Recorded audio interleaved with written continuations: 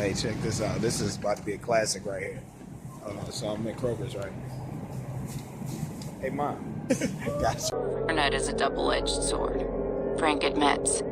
In his view, it all comes down to who's better at it, the person looking or the person disappearing. He was formally charged today with the murder of Nipsey Hussle, and he also has a very famous attorney, Christopher Darden, who was the prosecutor in the O.J. Simpson case 24 years ago.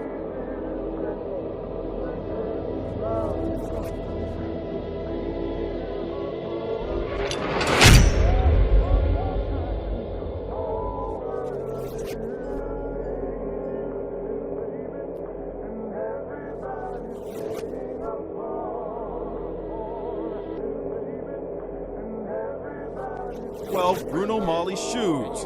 In the video deposition, he insisted he never owned a pair. But then this photo surfaced of Simpson wearing Bruno Mali's shoes 9 months before the murders took place. Look at his reaction when he's called back to give another deposition and is shown the photo. That is a picture of you looking at Exhibit 1, correct? Appears to be me.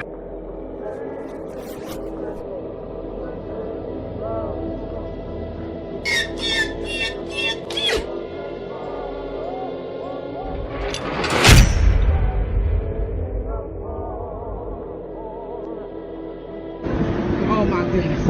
I think Nipsey got shot. Nipsey, y'all. I think Nipsey, they got Nipsey, man.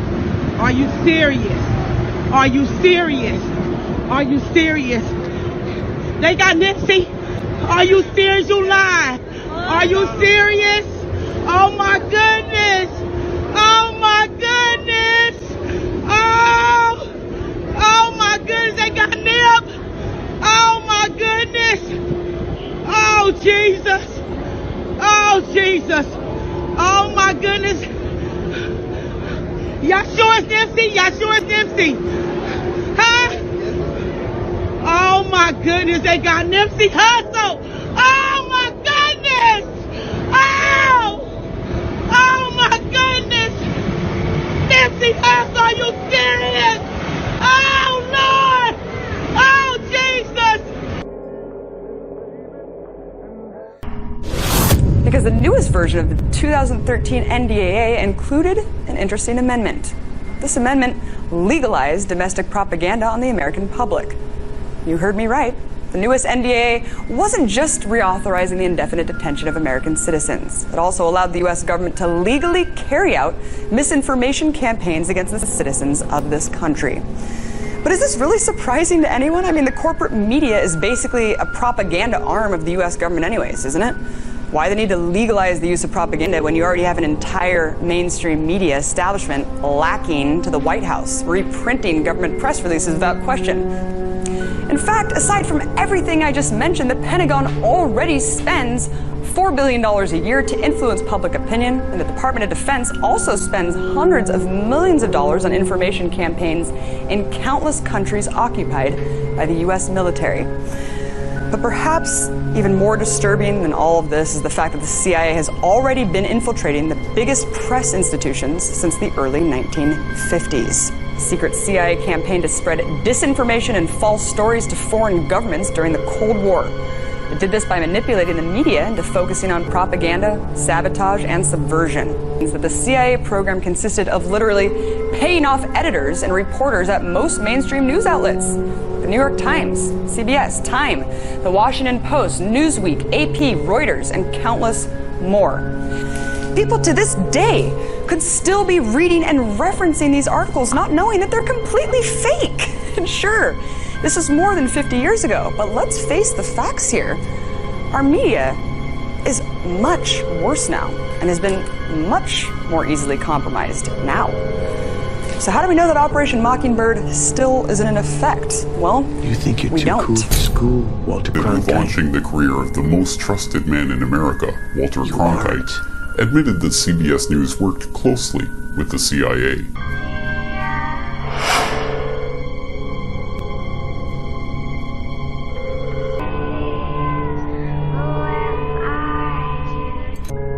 Yo, this is Walter Cronkite. I mean, Tupac. I be getting confused. Yo, this is Walter Cronkite. I mean, Tupac. I be getting confused.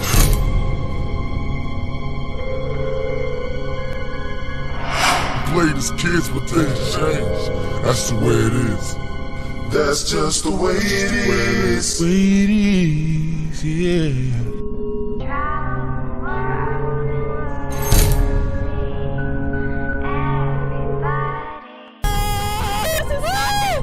They're stopping him. Oh my God. Hilarious. That is. Oh my gosh, that's so good. It doesn't get more Hollywood than that. And our children go to school and have to get killed.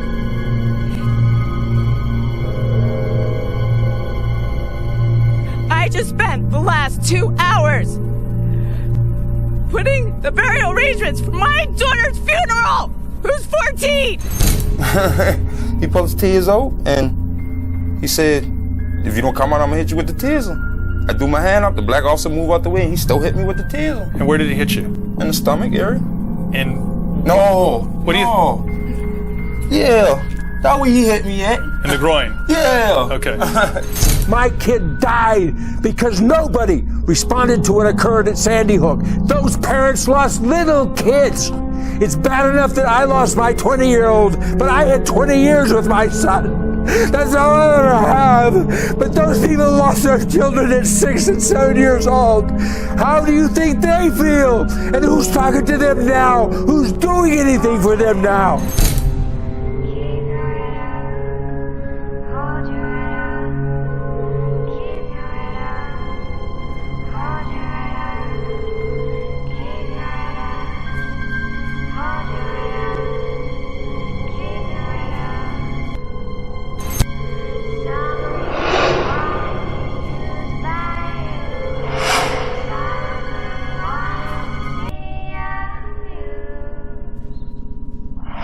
Record on the album, you make a spook who sat by the door reference. I don't think you a spook who sat by the door. I think your intentions are pretty clear.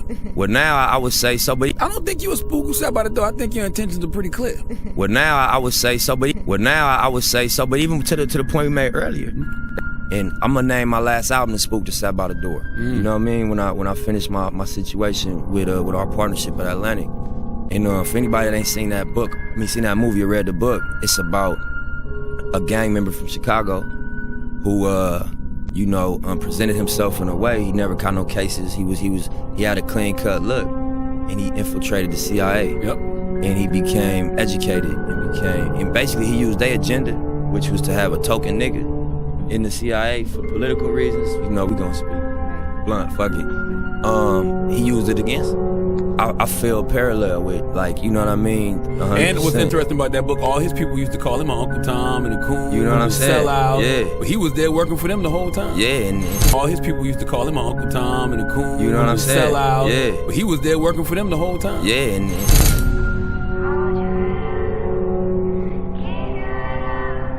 Close the door. Looks better like this. There you go, my man. There you go, you got it. I'll check your Instagram, I'll message you keys. Alright. I'll check your Instagram, I'll message you keys. Alright. Man, this shit, bro. A lot of y'all niggas, look at this picture, bro. This is all of us as kids. See the dude right there with the blonde hair? That's me in the background.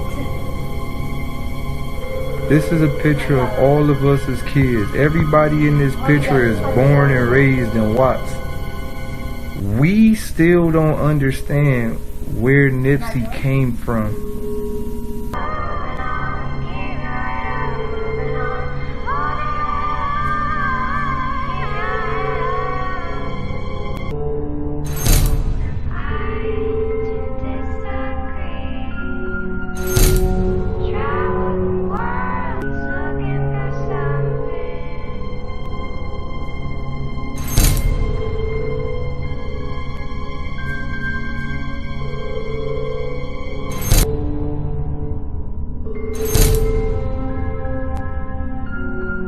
Was we advanced death row the money. But the truth is, we in Time Warner put up the money. I mean, look, I was definitely part of bailing out Tupac.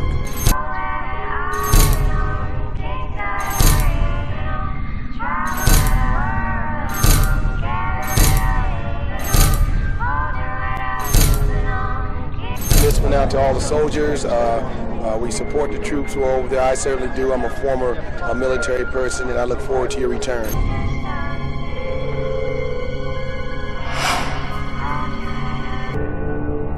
But as long as the public continues to ignore the influence of intelligence agencies in shaping or even fabricating news stories, the agency will continue to be able to set the policy that drives the American war machine at will.